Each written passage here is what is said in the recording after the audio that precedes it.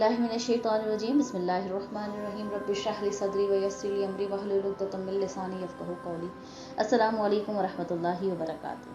आज हम इंशाल्लाह 93 से लेकर सबसे पहले 99 तक के तर्जुमा उसकी तफसीर को समझेंगे। इसके बाद नेक्स्ट आयतों की तरफ चलेंगे। सबसे पहले मैं आपके सामने तर्जुमा रखूँगी और फिर हम तफसीर की तरफ जाएंगे। और बिस्मिल्लाहिर्रहमानिर्रहीम। और याद करो जब हमने तुमसे अहद लिया और कोहे तूर को तुम्हारे सरों पर बुलंद कर दिया और फरमाया कि मजबूती से थाम लो उसको जो मैंने तुम्हें अता की है और सुनो। तो उन्होंने कहा हमने सुना और ना माना, और उनके कुफ्र की वजह से उनके दिलों में तो बछड़ा रचा हुआ था। ए महबूब तुम फरमा दो अगर तुम ईमान वाले हो तो तुम्हारा ईमान तुम्हें बहुत कितना बुरा हुक्म देता है।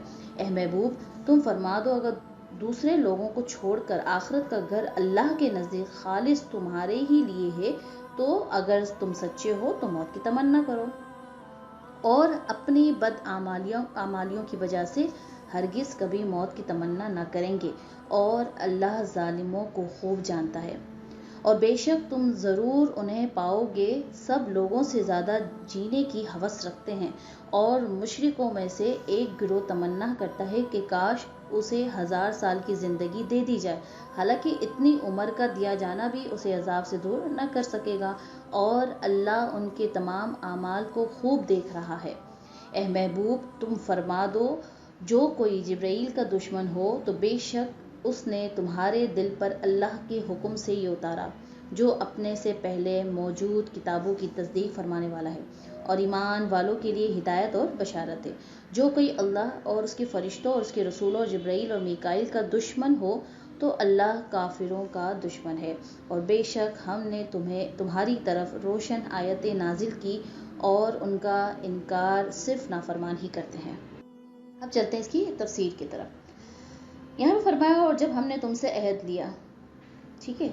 अब वही वाला यानी यहूदियों कहा जा रहा है कि वो वक्त याद करो जब अल्लाह ताला ने बनी इसराइल से तौरात पर अमल करने का अहद लिया, लेकिन उन्होंने हस्बे आदत नाफरमानी की तो अल्लाह ताला ने उन पर कोहे तूर को हवा में बुलंद कर दिया और उनसे फरमाया कि चलो अब मजबूती से इस तौरात को थाम लो जो हमने तुम्हें अता की है, और हमारे अहकाम जो है ध्यान से सुनो। जैसा कि हमने ये वाक़या जो है पीछे भी जिक्र किया था, ठीक है। उसी वाक़ये को दोबारा याद दिलाया जा रहा है। तो अब बनी इसराइल ने डर के मारे बेसिकली जो था वो दोबारा इताअत का इकरार कर लिया था, लेकिन उनके दिल की हालत जो थी ना वो पहले जैसे ही थी, और शरीयत का हुक्म चूँकि ज़ाहिर पर होता है दिल पर नहीं होता, इसलिए बनी इसराइल के ज़बानी इकरार करने पर उनसे कोहे तूर का जो अजाब था वो टाल दिया गया, यानी उसे हटा दिया गया। अब अगर से इनके दिल में जो था ना वही इनकार था, और दर हकीकत उनके कुफ्र की वजह से और उनके दिलों में तो मोहब्बत थी किसकी, बछड़े की, जो उन्होंने पूजा की थी बस वही रच बच गई थी। अब उन्होंने जब ये देखा कि कोहे तूर उन पे जो है मुअल्लक कर दिया गया है तो उन्होंने उस डर के मारे क्या कहा, ज़बान से इकरार कर लिया कि हाँ हम इताअत करेंगे, लेकिन दिलों में उनके ईमान दाखिल नहीं हुआ था।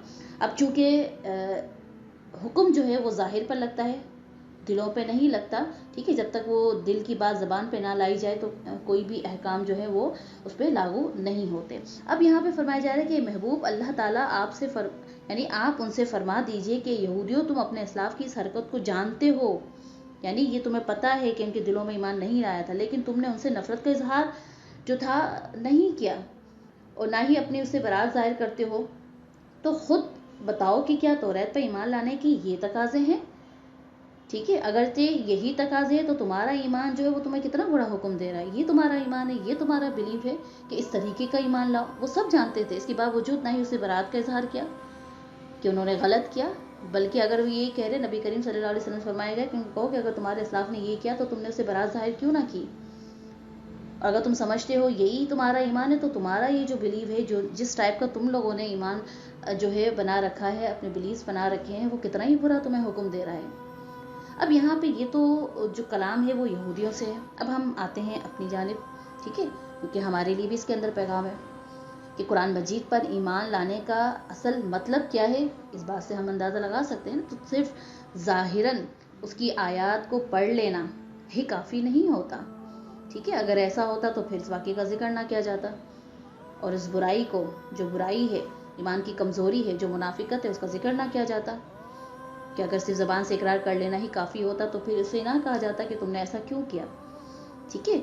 जबकि ईमान क्या है, ज़ाहिर और बातिन दोनों के साथ قبول کرنے کا نام جو ہے وہ ایمان ہے۔ تو اب قرآن مجید پر ایمان لانے کا مطلب اگر ہم سمجھنا چاہتے ہیں تو اس سے سمجھ سکتے ہیں کہ تمام احکام اور سب تقاضوں پر عمل کیا جائے، ٹھیک ہے، جو اللہ تعالیٰ نے مطالبہ کیا ہے اس میں یہ ہے کہ صرف زبان سے اقرار نہیں ہے بلکہ اس کے مطابق اپنی زندگی کو گزارا جائے، یہ تقاضا ہے قرآن پر، اور اس کی خلاف ورزی نہ کی جائے۔ اب اس چیز کو، ان باتوں کو سامنے رکھتے ہیں، ہم سمجھتے ہیں، اپنے آپ پر غور و فکر کرتے ہیں کہ وہ اپنی زبان سے قرآن مجید پر ایمان لانے کا جو دعویٰ کر رہا ہے، کیا اس کی عملی حالت اس دعوے کی تصدیق کر رہی ہے یا نہیں؟ یہ سوال اپنے آپ سے پوچھیں۔ پھر ذرا غور کریں کہ قرآن مجید میں مسلمانوں کو نماز پڑھنے، رمضان کے روزے رکھنے، زکوٰۃ ادا کرنے کا حکم دیا گیا، لیکن آج مسلمانوں کی اکثریت نماز سے دور ہے، فرض روزے نہ رکھنے، مختلف ہیلے بہانے تراش رہی ہے، اور اپنے مال سے زکوٰۃ ادا کرنا ان پر بہت بھاری ہے۔ پھر دوسری مثال اگر ہم سمجھنا چاہیں تو کیا ہے کہ قرآن مجید میں مسلمانوں کو باطل اور ناجائز طریقے سے کسی مسلمان کا مال کھانے سے منع کیا گیا ہے، ٹھیک ہے، لیکن ہم مال بٹورنے کا کوئی ایسا طریقہ نہیں جو مسلمانوں نے نہ چھوڑا ہو ناجائز طریقے سے۔ تو جو چیز قرآن مجید ہمیں عمل کرنے کا حکم دے رہی ہے، ہم کیا کر رہے ہیں؟ ہم نے پڑھ تو لیا، ہم کہتے تو ہیں ہم ایمان لاتے ہیں، لیکن عملی زندگی میں کہیں دکھائی نہیں دیتا۔ جیسا کہ یہودیوں کے ساتھ تھا کہ انہوں نے جب ان پہ کوہ طور مسلط کی گئی، معلق کی گئی، تو انہوں نے اس ڈر کی وجہ سے کہا کہ ہم اس کو مانیں گے اور اس کی اطاعت کریں گے، لیکن دراصل ان کے دل میں جو تھا وہ بچھڑا بسا ہوا تھا، ٹھیک ہے، اور وہ اس پہ ایمان لانے کے لیے، یعنی اس کے اعمال اور اس کے احکامات جو تھے اس پہ تیاری نہ تھے۔ آج ہمارا بھی یہی حال ہے کہ ہم زبان سے تو کہتے ہیں لیکن عملی زندگی میں اس احکامات کو اور اللہ کی اطاعت کرنے کے لیے کسی طور پر تیار ہی نہیں۔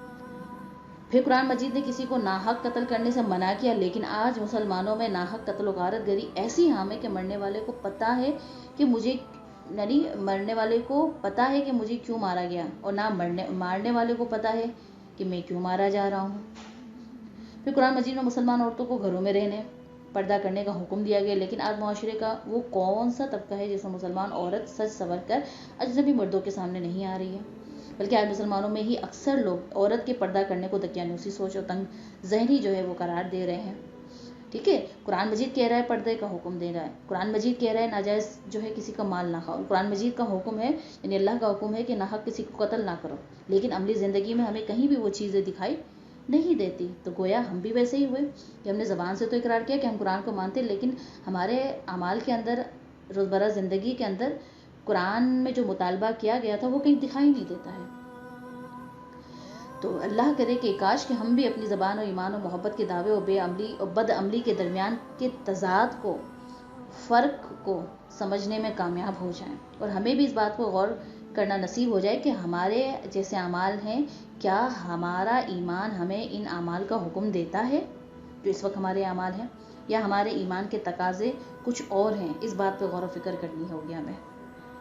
اور جو اہم بات جو اس آیت سے ہمیں جو ہے معلوم ہوتی ہے وہ کیا ہے کہ جب تک دل میں برائی کی لذت موجود رہتی ہے تب تک ایمان اور نیک اعمال کی شیرینی اس میں داخل نہیں ہو سکتی۔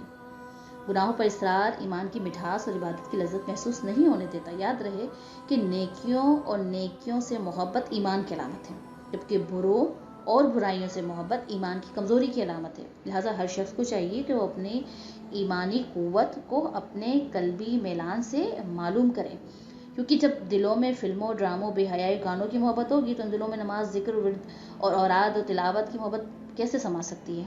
ٹھیک ہے، تو اس بات پر غور کرنے کی ضرورت ہے۔ پھر آگے فرمائے لوگوں میں سے اکثر ایسے ہیں جو زیادہ جینے کی ہوس رکھتے ہیں۔ مشرکین کا ایک گروہ مجوسی ہے جو آپس میں سلام کے موقع پر یہ دعا کہتے تھے، یعنی 1000 برس جیو۔ ان کے اس قول کے پیش نظر یہ آیت کا خلاصہ اگر ہم رکھیں تو یہ ہے کہ حبیب صلی اللہ علیہ وسلم مجوسی مشرک 1000 برس جینے کی تمنا رکھتے ہیں، اور یہودی ان سے بھی بڑھ گئے کہ انہیں جینے کی ہوس سب سے زیادہ ہے، حالانکہ اتنی عمر کا دیا جانا بھی انہیں جہنم کے عذاب سے دور نہیں کر سکتا، اور اللہ تعالیٰ ان کے تمام اعمال کو خوب دیکھ رہا ہے، اور ان کا کوئی حال اللہ تعالیٰ سے چھپا ہوا نہیں ہے۔ پھر دوسری زندگی کی، دنیا کی زندگی کا حریص کون ہوتا ہے؟ ٹھیک ہے، یاد رہے کہ کفار جو ہیں وہ دنیاوی زندگی پر حریص ہوتے ہیں، ٹھیک ہے، اور موت سے بہت بھاگتے ہیں، جبکہ مومن کی شان یہ ہے کہ وہ اگر زندگی چاہتا ہے تو صرف اس لیے زیادہ نیکیاں کرے اور آخرت میں اس کو جو ہے اس کو اجر ملے۔ یہ زندگی کی ہوس نہیں ہوئی بلکہ آخرت کی تیاری ہے. ٹھیک ہے, دو مختلف پہلو ہیں. ایک جو ہے کفار ہے جو دنیا جینا چاہتے ہیں, اور جب ایک مومن جینے کی خواہش کرتا ہے تو اس کے پیچھے جو ہے وجہ کچھ اور ہے. لہٰذا لمبی عمر اور زیادہ مال اللہ تعالیٰ کے راضی ہونے کی علامت نہیں بلکہ یہ تو بعض اوقات وبال کا ذریعہ بھی بن جاتے ہیں. جیسا کہ حضرت ابوبکر صدیق رضی اللہ تعالیٰ عنہ فرماتے ہیں کہ ایک شخص نے عرض کیا رسول اللہ صلی اللہ علیہ وسلم, لوگوں میں سب سے بہترین انسان جو ہے وہ کون ہے؟ آپ نے ارشاد فرمایا جس کی لمبی عمر اور عمل نیک ہو. ٹھیک ہے, اس شخص نے پھر عرض کی کہ لوگوں میں سب سے برا کون ہے؟ ارشاد فرمایا جس کی عمر لمبی ہو اور عمل برا ہو. ٹھیک ہے, تو اس بات کو یاد رکھنا ہوگا کہ صرف لمبی عمر ہو اور اعمال اچھے نہ ہو تو وہ بربادی کا سامان بن جاتا ہے, اور لمبی عمر ہو اور برے اعمال زیادہ ہوں تو بھی بربادی کا جو ہے صورت بن جاتی ہے. تو لمبی عمر اور نیک اعمال ہو تو یہ آپ کے لیے رحمت اور نعمت ہے. ٹھیک ہے, تو اس چیز کو ہمیں مد نظر رکھنا چاہیے کہ اگر مومن بھی لمبی عمر کا حریص ہے اور اس وجہ سے ہے کہ وہ زیادہ نیکیاں کرے گا تو آخرت میں اس کا جو ہے درجات جو ہے بلند کر دیے جائیں گے, اس کو اجر و ثواب دیا جائے گا. تب تو یعنی سمجھ میں آتا ہے, یعنی ایک ہی شخص ہے یعنی لیکن عقائد الگ الگ ہیں, اس کے نظریات الگ الگ ہیں, تو اس کی زندگی کا تمنا کرنا بھی اس کے لیے فائدہ مند دے گا. اور جو کفر پر ہے اور اس کی اگر وہ دنیا کا حریص ہے تو اس کی لمبی عمر اسے اور بربادی میں جو ہے بربادی کا سبب بنے گی, کیونکہ وہ جتنے گناہ کرے گا اتنے اس کی سزا اس کو دی جائے گی. ٹھیک ہے, نیکسٹ آیت کی تفسیر کی طرف کہ جس میں حضرت جبرائیل علیہ السلام سے دشمنی کا جو ہے ذکر پیچھے موجود تھا, جو ہم نے ترجمہ بھی پڑھا, تو اس کو سمجھتے ہیں کہ یہودیوں کے ایک گروہ نے حضور صلی اللہ علیہ وسلم سے کہا کہ آپ کے پاس آسمان سے کون سا فرشتہ آتا ہے؟ نبی کریم صلی اللہ علیہ وسلم نے ارشاد فرمایا میرے پاس حضرت جبرائیل علیہ السلام آتے ہیں. تو یہودیوں کے پیشوا نے کہا کہ وہ تو ہمارا دشمن ہے, عذاب شدت زمین میں دھسانا وہی اتارتا ہے, اور پہلے بھی کئی مرتبہ ہم سے دشمنی کر چکا ہے. اگر آپ صلی اللہ علیہ وسلم کے پاس حضرت میکائیل علیہ السلام آتے تو ہم آپ صلی اللہ علیہ وسلم پر ایمان لے آتے. اب یہودیوں کی یہ بات جو تھی وہ سراسر جہالت پر مبنی تھی, کیونکہ حضرت جبرائیل علیہ السلام تو جو چیز بھی لائے تھے وہ اللہ تعالیٰ کے حکم سے لائے تھے, تو حقیقت میں یہ اللہ تعالیٰ سے ہی ان کی دشمنی تھی. بلکہ اگر یوں کہیں کہ یہودی انصاف کرتے تو حضرت جبرائیل علیہ السلام سے تو محبت کرنی چاہیے تھی, ان کو شکر ادا کرنا چاہیے تھا کہ وہ ایسی کتاب لائے تھے جس میں ان کی کتاب کی تصدیق جو تھی وہ ہو رہی تھی. ٹھیک ہے, اب اس کے بعد بھی فرمایا کہ جو کوئی دشمن ہو, انبیاء کرام علیہ الصلوۃ والسلام اور فرشتوں سے دشمنی یہ کفر ہے اور اللہ کے غضب کا سبب بنتی ہے. محبوبان حق سے دشمنی اللہ سے دشمنی کرنا ہے, جیسا کہ اللہ تعالیٰ نے قرآن مجید کی آیت میں نے آپ کے سامنے جو ترجمہ رکھا تھا اس میں بھی یہی تھا کہ اللہ تعالیٰ نے فرمایا کہ جبرائیل اور میکائیل کا جو دشمن ہے تو اللہ تعالیٰ کافروں کا دشمن ہے. ٹھیک ہے, جو کوئی اللہ اس کے فرشتوں اور اس کے رسول ہو اور جبرائیل اور میکائیل کا دشمن ہو تو اللہ کافروں کا دشمن ہے, اور بے شک ہم نے تمہاری طرف روشن آیتیں نازل کی اور ان کا انکار صرف نافرمان ہی کرتے ہیں. اب یہ بھی معلوم ہے کہ فرشتے سے عداوت سارے فرشتوں سے عداوت ہے. یہی حال انبیاء کرام علیہ الصلوۃ والسلام اور اولیاء کرام سے متعلق ہے کہ ان سے عداوت رکھنا گویا اللہ سے عداوت رکھنا ہے. حضرت ابو ہریرہ رضی اللہ تعالیٰ عنہ سے روایت ہے کہ نبی کریم صلی اللہ علیہ وسلم نے فرمایا کہ جو میرے کسی ولی سے دشمنی کرے اس نے لڑائی کا اعلان کر دیا. یہ بخاری شریف کی حدیث کا ترجمہ میں نے آپ کے سامنے رکھا ہے. ٹھیک ہے, تو یہاں تک جو ابھی آپ کے سامنے ترجمہ رکھا تھا اس کی تفسیر ہماری کمپلیٹ ہوئی. ہم چلتے ہیں نیکسٹ آیتوں کی طرف اور اس کی ترجمے کی طرف. اب میں آیت نمبر 100 سے لے کر 103 تک جو ہے ترجمہ رکھوں گی, پھر اس کی تفسیر کی طرف جاتے ہیں.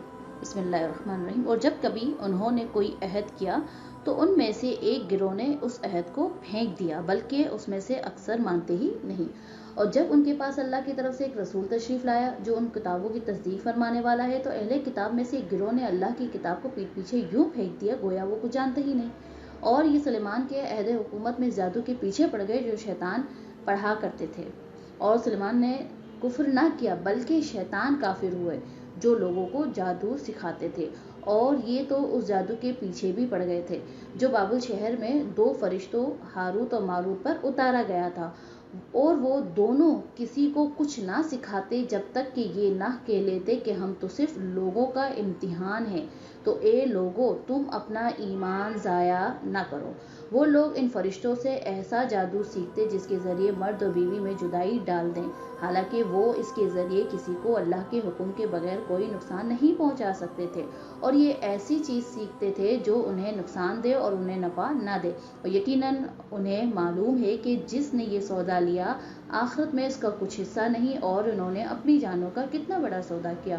کیا ہی اچھا ہوتا اگر یہ جانتے، اور اگر وہ ایمان لاتے اور پرہیزگاری اختیار کرتے تو اللہ کے یہاں کا ثواب بہت ہی اچھا ہے اگر یہ جانتے۔ چلتے ہیں اس کی تفسیر کی طرف۔ تو انہوں نے عہد کیا، جب نبی کریم صلی اللہ علیہ وسلم نے یہودیوں کو اللہ تعالیٰ کے وہ عہد یاد دلائے جو حضور صلی اللہ علیہ وسلم پر ایمان لانے کے متعلق تھے، تو مالک بن سیف نے کہا کہ خدا کی قسم آپ کے بارے میں ہم سے کوئی عہد نہیں لیا گیا۔ اس کے جواب میں یہ جو ہے آیت نازل ہوئی جو میں نے آپ کے سامنے 100 آیت رکھی۔ یہودیوں نے جب کبھی کوئی عہد کیا تو ان میں سے ایک گروہ نے اس عہد کو ویسے ہی پیٹ پیچھے پھینک دیا، بلکہ ان میں سے اکثر یہودیوں کو تو توریت پر ایمان ہی نہیں، اسی لیے وہ عہد توڑنے کو گناہ نہیں سمجھتے تھے اور نہ ہی اس بات کی کوئی پرواہ تھی۔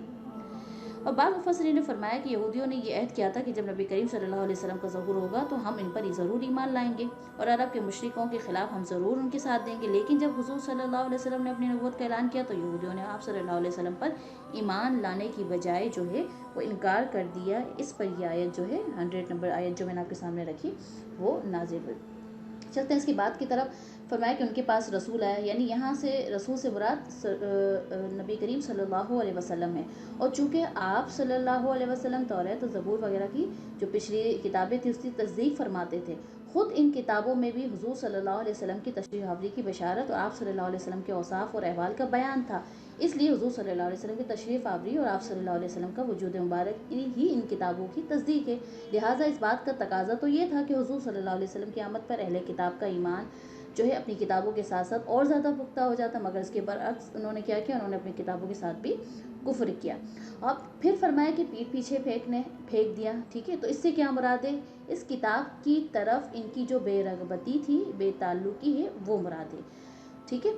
یہودیوں نے توریت کو ریشمی غلافوں میں سونے چاندی سے مزین کر کے رکھ لیا اور اس کے احکام کو نہ مانا، ٹھیک ہے۔ یہاں پہ مراد یہ ہے کہ ان کی بے تعلقی جو بے رغبتی تھی، یعنی وہ ادب و احترام تو کرتے تھے، انہوں نے سجاد کے رکھ دیا ان کتابوں کو، لیکن اس کے احکام کو نہ مانتے تھے۔ اب چلتے ہیں ذرا مسلمانوں کے حال اظہار کی طرف کہ اللہ تعالیٰ کی کتاب پر عمل نہ کرنا اسے پیٹ پیچھے پھینکنے سے مترادف ہے، ٹھیک ہے، کہ اگرچہ اسے روز پڑھیں، اچھے کپڑوں میں لپیٹ کے رکھ دی، جیسے یہودی توریت کو بھی بہت تعظیم کرتے تھے، مگر حضور صلی اللہ علیہ وسلم پر ایمان نہ لائے تو اس پر عمل نہ کیا، گویا اسے پسے پشت ڈال دیا۔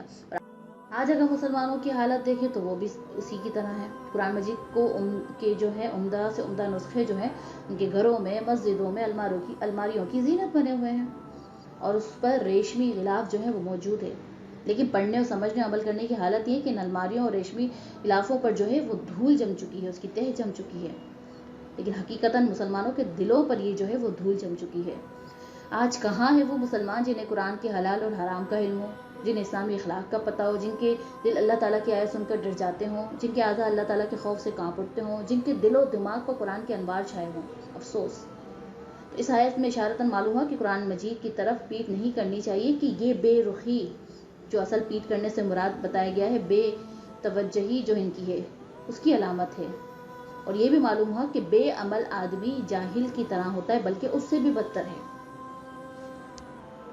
چلتے ہیں آیت نمبر 102 103 کی تفسیر کی طرف، اور اس آیت کا جو شان نزول ہے اس کو بھی سمجھ لیتے ہیں کہ حضرت سلیمان علیہ السلام کے زمانے میں بنی اسرائیل جادو سیکھنے میں مشغول ہوئے، تو آپ علیہ السلام نے ان کو اس سے روکا اور ان کی کتاب لے کر اپنی کرسی کے نیچے دفن کر دی۔ حضرت سلیمان علیہ السلام کی وفات کے بعد شیاطین نے وہ کتاب نکال کر لوگوں سے کہا کہ حضرت سلیمان علیہ السلام اسی زور سے سلطنت کرتے تھے۔ بنی اسرائیل کے نیک لوگوں اور علماء نے اس سے انکار کیا، لیکن ان کے جاہل لوگ جو تھے وہ جادو کو حضرت سلیمان علیہ السلام کا علم مان کر اس کو سیکھنے پر ٹوٹ پڑے۔ अंबिया कराम अलैहिस्सलाम की किताबें छोड़ दी और हज़रत सुलेमान अलैहिस्सलाम पर मलामत शुरू कर दी। हमारे प्यारे नबी सल्लल्लाहु अलैहि वसल्लम के ज़माने तक जो था वही यही हाल था। तो अल्लाह ताला ने हुजूर सल्लल्लाहु अलैहि वसल्लम के ज़रिए से हज़रत सुलेमान अलैहिस्सलाम के जादू से बरात का इजहार फरमाया है बेसिकली, ठीक है, इस आयत के ज़रिए। फिर इस आयत से मालूम ये भी हुआ कि पैगंबरों से दुश्मनों के इल्ज़ामात दूर करना अल्लाह ताला की सुन्नत है, कि अल्लाह ताला ने उन पे लगाए गए जो इल्ज़ामात थे, जो जादू को मंसूब किया जा रहा था, और यही रिवाज जो था वो नबी करीम सल्लल्लाहु अलैहि वसल्लम के ज़माने तक चला आ रहा था। तो उसका रद्द फरमाया, और किसने फरमाया? खुद रब ताला ने कुरान मजीद में आयत को नाजिल फरमा के उसका रद्द फरमाया। जैसा कि लोगों ने हज़रत सुलेमान अलैहिस्सलाम पर जादूगरी की तहमत लगाई हुई थी, अल्लाह ताला ने इस आयत में उस तहमत को दूर कर दिया। साथ ही मालूम हुआ कि जादू करना कभी कुफ्र भी होता है जबकि उसमें कुफ्रिया अल्फाज हों, ठीक है। फिर हम चलते हैं हारूत और मारूत का, जो यहाँ पे बेसिकली एक किस्सा जो है आपने आयत सुनी होगी, उसको थोड़ा समझ लेते हैं। हारूत और मारूत दो फरिश्ते हैं जिन्हें बनी इसराइल की आजमाइश के लिए अल्लाह ताला ने भेजा था, ठीक है। अल्लाह ताला ने इन दो फरिश्तों को बनी इसराइल की आजमाइश के लिए भेजा था, और उनके बारे में गलत किस्से जो हैं वो बहुत ही मशहूर हैं। आवाम के अंदर ज़्यादातर जो रिवायात मिलती हैं वो अक्सर जो है वो बातिल है, ठीक है, गलत है। तो इसके मुतालिक आप इस बात को याद रख लीजिएगा कि हारूत और मारूत का जो वाक़या अवाम में मशहूर है, आइम्मा कराम ने अक्सर ने इसकी जो है मुखालफत की है और इसका इनकार किया है, ठीक है। अब हारूत और मारूत के बारे में ये खबरें जो थी वो यहूदियों की किताबों से जो है निकाली गई थी और फैलाई गई थी। हारूत और मारूत दो फरिश्ते हैं जिन्हें अल्लाह ताला ने मखलूक की आजमाइश के लिए मुकर्रर फरमाया है कि वो जादू सीखना चाहें उसे नसीहत कर दें कि हम तो आजमाइश ही के लिए मुकर्रर हुए हैं, तो कुफ्र ना करो, और जो इनकी बात ना माने वो अपने पाँव पर चलकर खुद जहन्नुम में जाए। ये फरिश्ते अगर इसे जादू सिखाते तो वो फरमा बरदारी कर रहे हैं, ना कि नाफरमानी, ठीक है। वो अल्लाह के हुक्म से लोगों को यानी जादू सिखाते थे, लेकिन क्योंकि वो पहले से कह देते थे कि हम तुम्हारी आजमाइश के लिए मुकर्रर हैं, लिहाजा कुफ्र ना करो, इसके बावजूद वो क्या करते थे? बनी इसराइल के लोग मियाँ बीवी के दरमियान जो है लड़ाई झगड़ा और इस तरह के अपनी ज़ाती मफाद की खातिर जो है बुरे कामों के लिए वो हारूत और मारूत से जो है जादू सीखा करते थे और उसका गलत इस्तेमाल करते थे। फरिश्तों के मुतालिक जो है बुनियादी अकीदा हम सबको जान लेना चाहिए कि फरिश्तों के मुतालिक हमारा अकीदा ये है कि वो मासूम है, गुनाहों से पाक है। क्यों? क्योंकि कुरान मजीद में अल्लाह ताला ने सूरह तहरीम की आयत नंबर 6 के अंदर इरशाद फरमाया, तर्जुमा पढ़ती हूँ, फरिश्ते अल्लाह के हुक्म की नाफरमानी नहीं करते, और वही करते हैं जो इन्हें हुक्म दिया गया। तो जादू सिखाने का हुक्म अल्लाह ताला ने ही दिया था, ठीक है। और किस लिए दिया था? वो बता देते थे जो भी बनी इसराइल के लोग उससे जादू सीखते कि हम तुम्हारी आजमाइश ही के लिए आए हैं, लिहाजा अपने ईमान का जो है वो सौदा ना करो। फिर मजीद अल्लाह ताला ने इनके बारे में सूरह नहल की आयत नंबर 49 के अंदर और 50 के अंदर इरशाद फरमाया, तर्जुमा मैं आपके सामने रखती हूँ, फरिश्ते गुरूर नहीं करते, वो अपने ऊपर अपने रब का खौफ करते हैं, वही करते हैं जो उन्हें हुक्म दिया जाता है, ठीक है। ये हमारा बिलीफ है, हमारा अकीदा है कि फरिश्ते अल्लाह ताला के हुक्म की फरमाबरदारी करते हैं और वही करते हैं जिसका उन्हें हुक्म दिया जाता है। अब यहाँ से इन दोनों आयतों से साबित हो गया कि फरिश्ते तमाम गुनाहों से मासूम होते हैं, क्योंकि अल्लाह ताला का ये फरमाना है कि वो गुरूर नहीं करते। इस बात की दलील है कि फरिश्ते अपने पैदा करने वाले और बनाने वाले की ताअत गुजारी करते हैं, वो किसी बात और किसी काम में भी अल्लाह ताला की मुखालिफत नहीं करते। अब हारूत और मारूत के पास जो शख्स जादू सीखने आता तो ये सिखाने से पहले उसे नसीहत करते हुए फरमाते कि जादू सीख कर और इस पर अमल करके इसको जायज़ और हलाल समझकर अपना ईमान ज़ाया ना करना। अगर वो इनकी बात ना मानता तो ये उसे जादू सिखा देते थे। अब इसके बाद हम चलते हैं थोड़ा सा कि जादू के मुतालिक जो है एक अकीदा क्या है, उसके मुतालिक जो अहम मालूमात मैं आपके सामने पेश करती हूँ कि जादू की कई तारीफ बयान की गई है। इनमें से एक ये है कि किसी शरीर और बदकार शख्स का मखसूस अमल के ज़रिए आम आदत के खिलाफ कोई काम करना जादू कहलाता है। जादू फरमाबरदार और नाफरमान लोगों के दरमियान इम्तियाज़ करने, लोगों की आजमाइश के लिए नाजिल हुआ। जो इसको सीख कर इस पर अमल करेगा वो काफिर हो जाएगा, बशर्त ये कि उस जादू में ईमान के खिलाफ कलिमात और अफ़ाल हों, और अगर कुफ्रिया कलिमात और अफ़ाल ना हो तो कुफ्र का हुक्म नहीं होगा, ठीक है। मज़ीद अहम चंद बातें हैं वो भी मैं आपके सामने रखती हूँ। जो जादू कुफ्र है इसका आमिल यानी करने वाला अगर मर्द है तो उसे कत्ल कर दिया जाएगा। जो जादू कुफ्र नहीं है मगर उससे जानें हलाक की जाती हैं तो उसका आमिल डाकू के हुक्म में होगा, ठीक है, करने वाला मर्द हो या औरत, यानी इसकी सज़ा भी कत्ल है। अगर जादूगर तौबा करे तो इसकी तौबा कबूल है, ठीक है। हदीस में जादू की बहुत मजम्मत मौजूद है, सिर्फ एक हदीस में आपके सामने रखूंगी, उसके साथ ही आज की नशिस्त का अख्ताम करेंगे। नबी करीम सल्लल्लाहु अलैहि वसल्लम ने इरशाद फरमाया कि शराब का आदि, जादू पर यकीन रखने वाला, कतार रहमी करने वाला जन्नत में दाखिल ना होगा। इसके साथ ही आज की वीडियो का अख्ताम करते हैं। अपनी दुआओं में याद रखिएगा। फ़ी अमानिल्लाह। अस्सलामु अलैकुम व रहमतुल्लाहि व बरकातुहू।